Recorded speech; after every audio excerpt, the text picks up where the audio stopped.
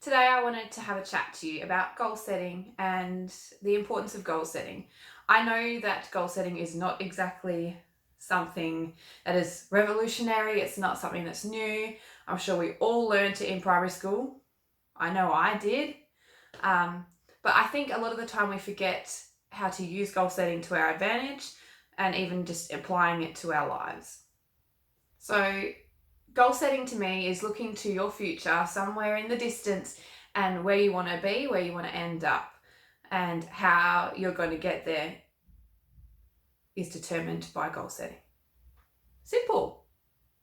Or so we think, because a lot of the time it is really hard to set those goals and to know how to begin. Totally how to begin. So goal setting can be applied to pretty much every aspect of our lives. We should know this by now. We can apply it to our relationships, to our families, to our fitness, to our financial status, to our education, everything. And I'm really excited to share today how I'm applying goal setting to my fitness goals. So that's the point of this video. I hope you enjoy this video. I hope you might learn something. Hopefully it's not too boring if you already knew everything. The one thing that I always hear as a personal trainer is I don't have the motivation to exercise or to eat healthy. Literally the two biggest things that I have been told, which is, everyone's main excuse. And it is my excuse at the moment as well. And it has been for years. I did say that in my last video, that I had lost all my motivation and I'm trying to find it. And so the best way that I believe to find that motivation is to start goal setting. And not just saying, I'm going to do this and this and this, but actually writing it down, setting it out and figuring out how you're going to get to that point. There is so much information out there in regards to fitness and health and eating right that it can be so daunting to know where to start. And that's why I really feel that goal setting can really help you to eliminate the things that might not apply to you or that are not important to you. So today I'm going to share one of my goals and how I'm going to break it down so that I can reach that goal. So it'll give you an idea about how you might apply it to yourself. So if you do end up having a go at doing this, let me know. I'd love to hear what your goals are and how you're going to achieve them. So let's just jump right into my goal. And on another quick note, I really believe that it's important to just start with one goal rather than overwhelming yourself with several different things that you want to achieve. So my goal is that I want to lose 5 kilos by Christmas. So I think that's really achievable. So by thinking about the goal I just set, can you find any issues with it? If you can, that's awesome. If you can't, I'm going to explain everything to you and you might actually learn something. And if you already know what's wrong with my goal, then I'm sorry if you get bored about all this information that I'm going to give you. So going back to primary school, I'm sure we all learned about SMART goals. SMART is an acronym. S is for specific. So this means a goal that is well defined and clear. So the next one is M, which is measurable. How are you going to measure that you have reached your goal or are getting closer to it? A is for achievable. You should feel like you are being challenged, but that you're actually going to be able to reach that goal because that will help you with your motivation. R is for realistic and relevant.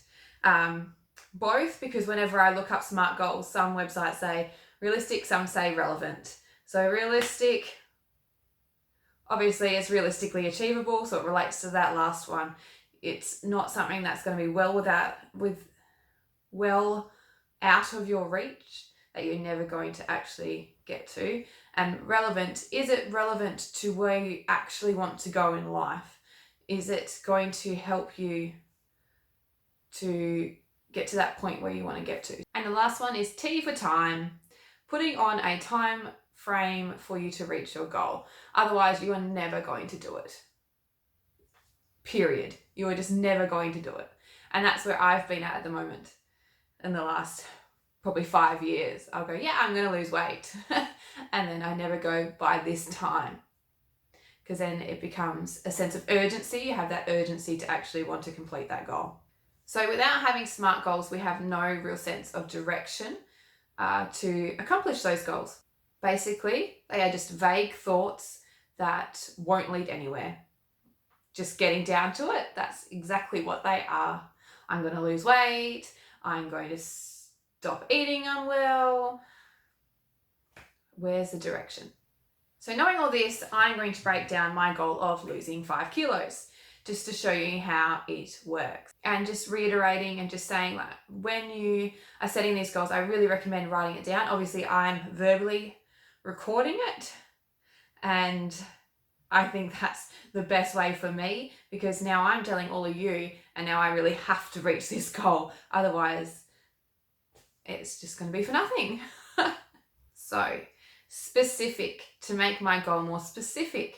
Yes, I'm going to lose 5 kilos, but I have a gym membership now.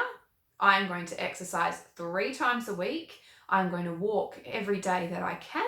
And prior to doing all of that, I am going to do my body measurements and a fitness test. That way, in a set amount of time, I can retest myself and make sure that I am on my way to reach those goals. Measurable. Obviously, I'm going to weigh myself. Then I will know if I've lost the 5 kilos. Also, on top of that, I'm going to do body measurements. Obviously, that doesn't show me that I've lost 5 kilos, but it will show me that I'm losing weight.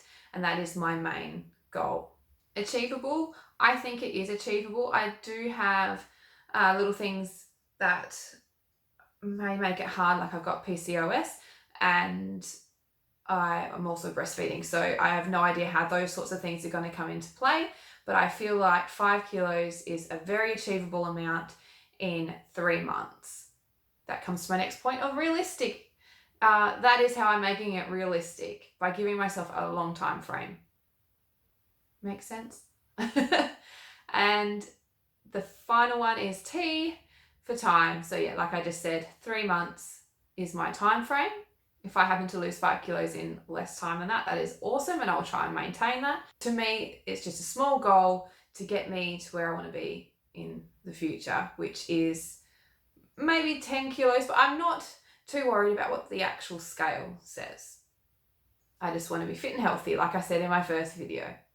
I have spoken for about 25 minutes now. I'm sure the video is not at this particular time. I have just been word vomit. So I don't know how this is going to go being edited. I hope it all makes sense and it all flows.